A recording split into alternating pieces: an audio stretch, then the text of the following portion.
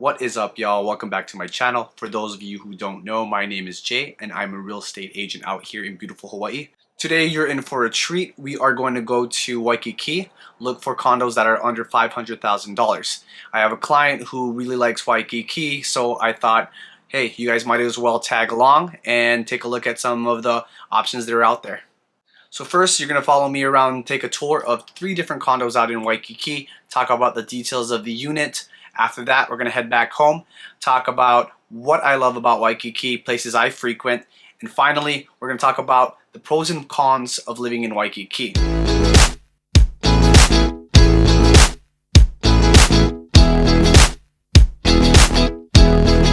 Alright, before we do our condo tours, I want to take you guys through a time-lapse of our drive through Waikiki on Kalakaua Boulevard.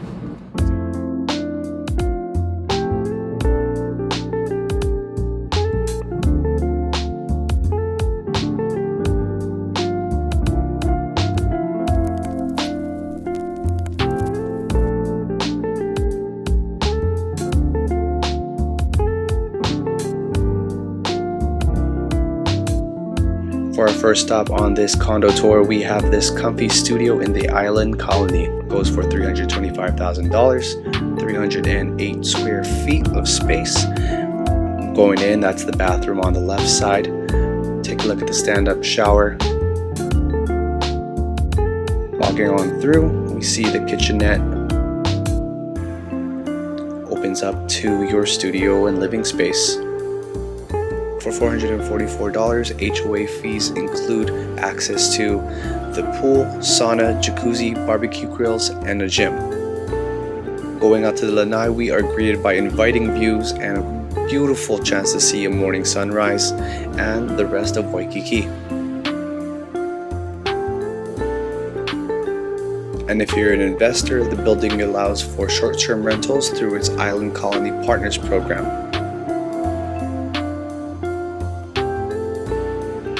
On to the next stop on our condo tour in Waikiki. We have this $400,000 one-bedroom at the Waikiki Lanais. Total of 728 square feet of space. Walking on in the interesting entry hallway, we are greeted by the kitchen, which was renovated in 2016. Features soft close hardware, granite countertops, also featuring a peninsula, making that living area seem much more larger and open. Now we walk into the bathroom. It's actually one of the first times I've ever seen a ceiling fan inside of the bathroom, but hey, it's cool. Now this is the bedroom. Features pretty good amount of space, a lot of closet space. Maintenance fees are $988, includes the same amenities as the last building except the sauna. However, the association fees also cover electricity, cable TV, internet service, sewer, and water. Now we walk out to the lanai with some great city views and sun.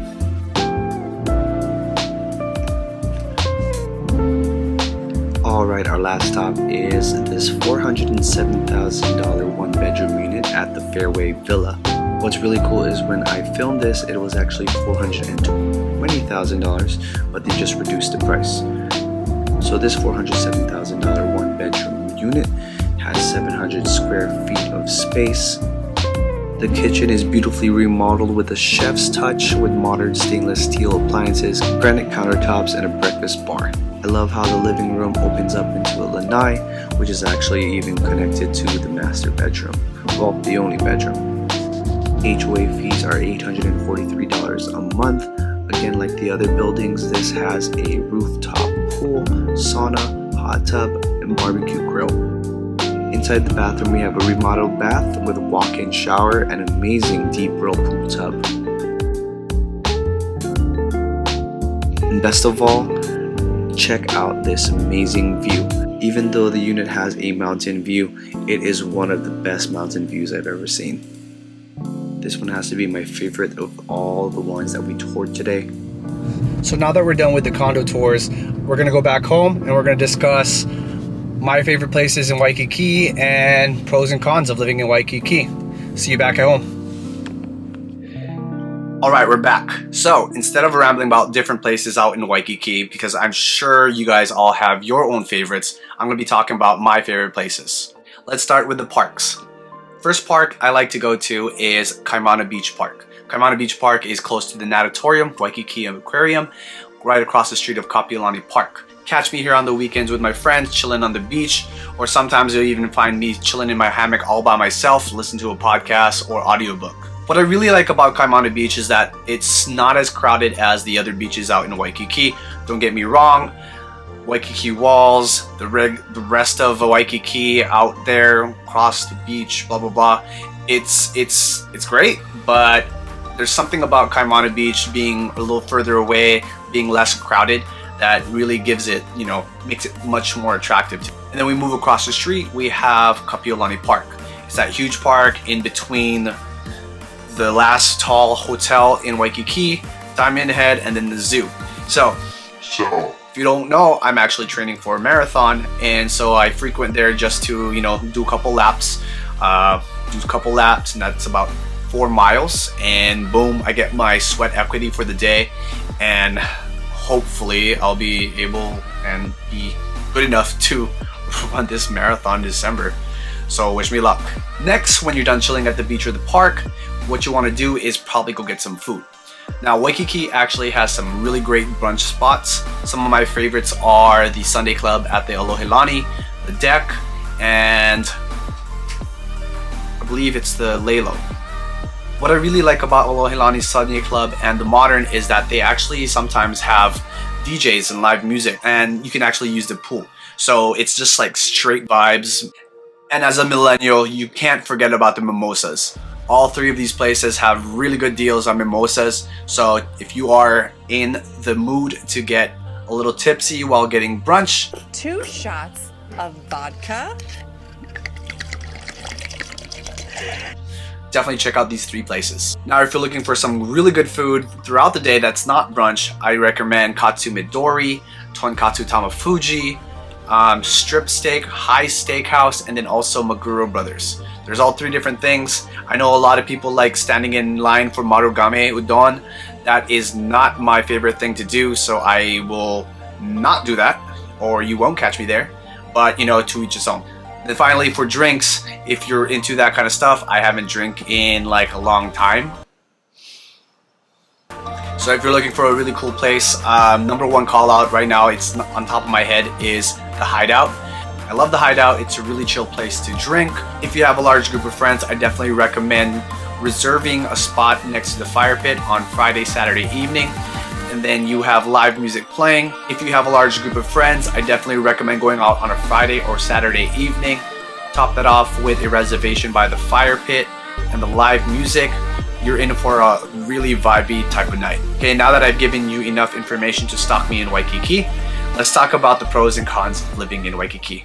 Number 1, if you're an active person, you like to go to the beach to surf, swim, lay out, or generally just love the outdoors, Waikiki's perfect. They have a plethora of parks and beaches that line up Waikiki, and so there's so much for you to enjoy just to relax and have fun. Number 2 is the convenience of all the places that you can eat, play, and shop. Not to mention that it's so dense in Waikiki, there's a corner shop everywhere. Shout out ABC, but you basically have everything within a block wherever you live in Waikiki. So that makes it really easy for people who don't drive and live in Waikiki. But if you do want to get out, the bus does run 24 hours there. Now moving on, let's talk about the cons of living in Waikiki. Noise.